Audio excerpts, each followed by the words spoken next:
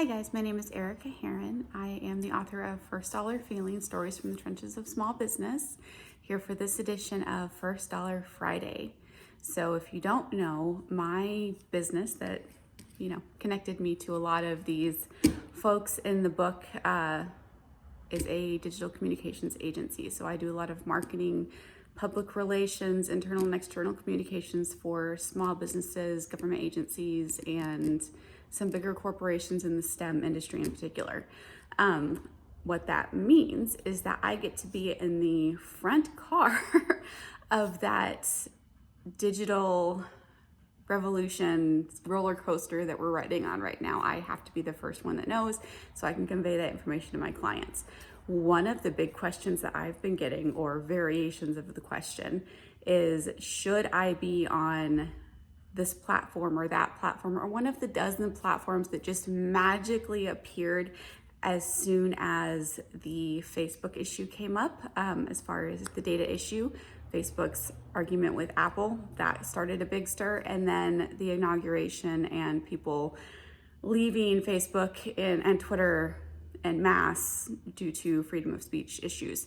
So now we all of a sudden see more and more of these other digital marketing platforms, these social media platforms that we may have not heard from before. To put it into perspective, about 5, 6, 7 years ago, we were really dealing with about the big four: Facebook, Twitter, LinkedIn, Instagram. Every business wanted to be on all of those, and that was where you wanted to be. There were a couple different outliers, but for the most part, that's where everyone was putting their information. Now there are more than 100 social media platforms out there available for small businesses, large businesses, and solopreneurs to be pushing their marketing information out there. So every time an entrepreneur sees a new social media platform or something of so-and-so is doing this, and so-and-so is over on here, and so-and-so is on Discord, and so-and-so is on Clubhouse, and I need to be here, they automatically assume that they have to be on that social media platform.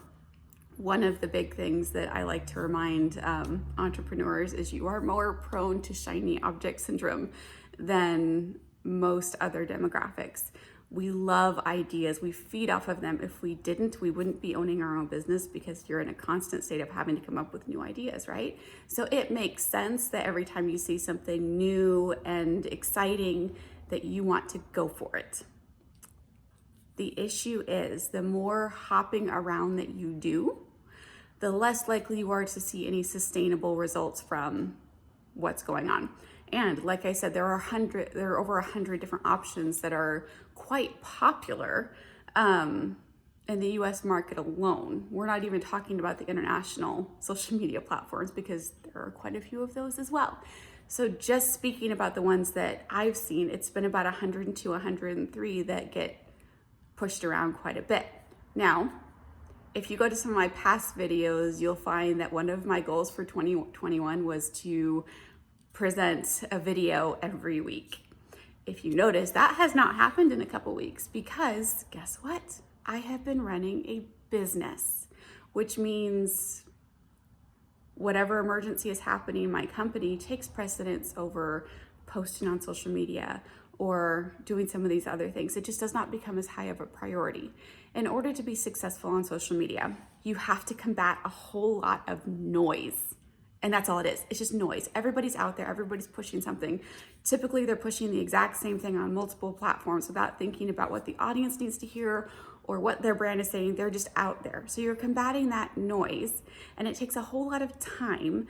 And for the social media platforms that have established advertising platforms, it takes a whole lot of money to do that. So every platform that you go to is going to be an additional cost on you, either in your time, in your staff's time, which is money to you because that's payroll, or advertising dollars. So how do you choose where to go and what not to do? Because you're sitting there going, Erica, you're telling me kind of not to jump into these new technologies, but if you look at some of my other videos, I also talk about the importance of being an early adopter. Here's the thing. It is important to be an early adopter. Not every short-lived trend like a whole new surge of social media platforms is a negative thing. However, early adoption is only as good as your implementation plan behind it, because if you're going to ride that wave, you have to have a plan behind it. One of the biggest things that I recommend to my clients is before they start jumping into any new platforms is to look at their mission, to look at their brand. What was your intention starting out, right? Get back to that core value.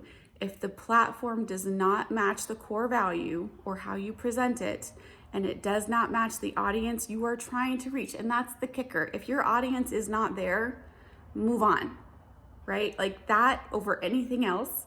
If you're looking at Clubhouse or Discord or podcasts and you're trying to reach an audience that does not listen to podcasts because you do have that data, you have no business being on that social media platform, right?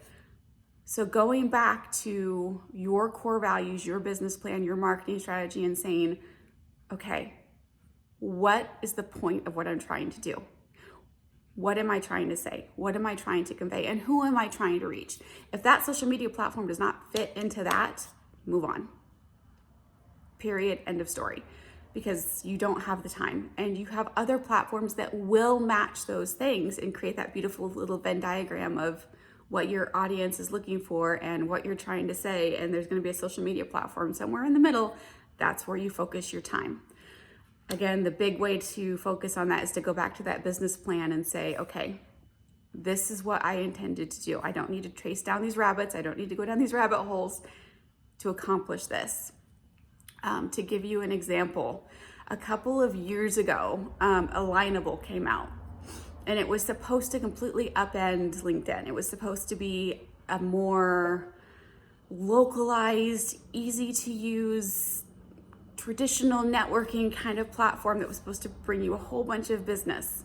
Let me ask you, a couple years later, because all of my network was jumping on Alignable thinking that this was going to be the next big thing.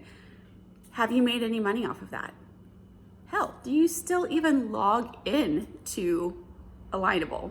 I mean, does anybody remember it, right? Bueller, hello.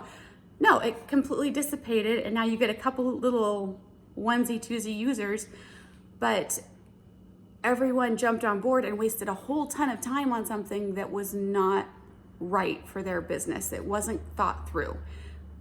You don't want to be in that boat where you're putting all of your efforts, all of your time, and a whole bunch of money into something that's not going to bring you revenue.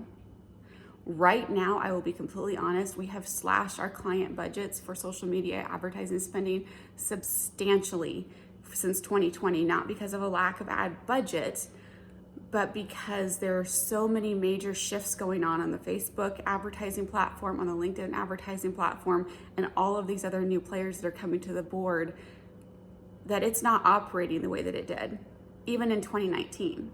The advertising platforms are operating completely differently. The targeting is completely different. How you manage your data, your responsibilities for that client and for the consumer have changed.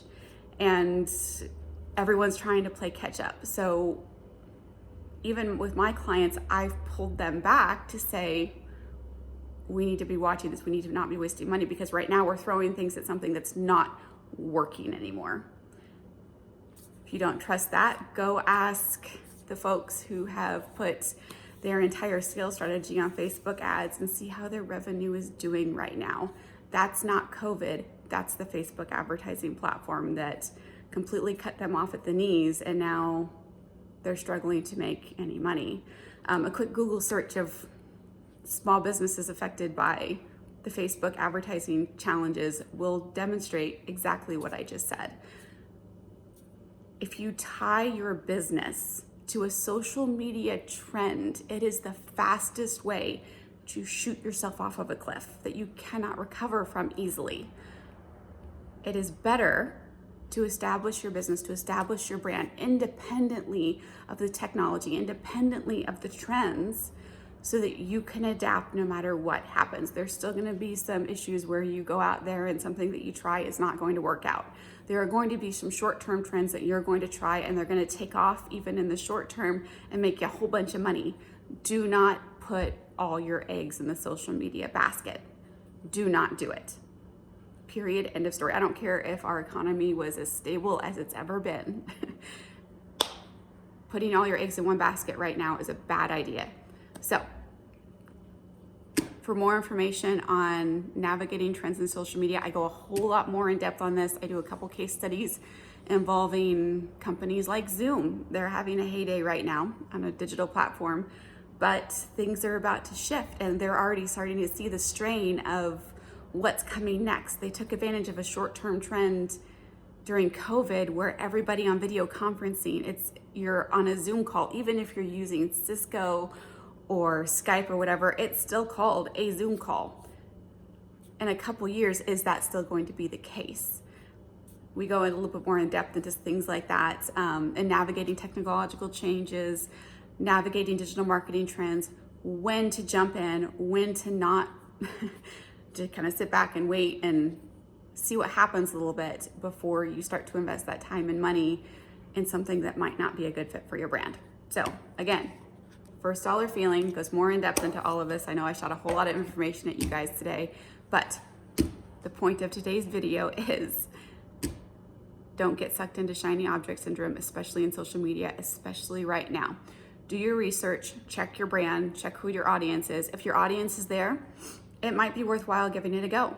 If it's not, like I said, there are more than 100 different social media platforms that are popular with small businesses just in the United States alone right now. You're not going to have a shortage of opportunities, right? Keep your ear to the ground, but make sure that you are staying true to your brand and your audience. All right, I'll catch you next week for First Dollar Friday. Otherwise, First Dollar Feeling, Stories from the Trenches of Small Business is available on Amazon right now. Thank you and have a great weekend.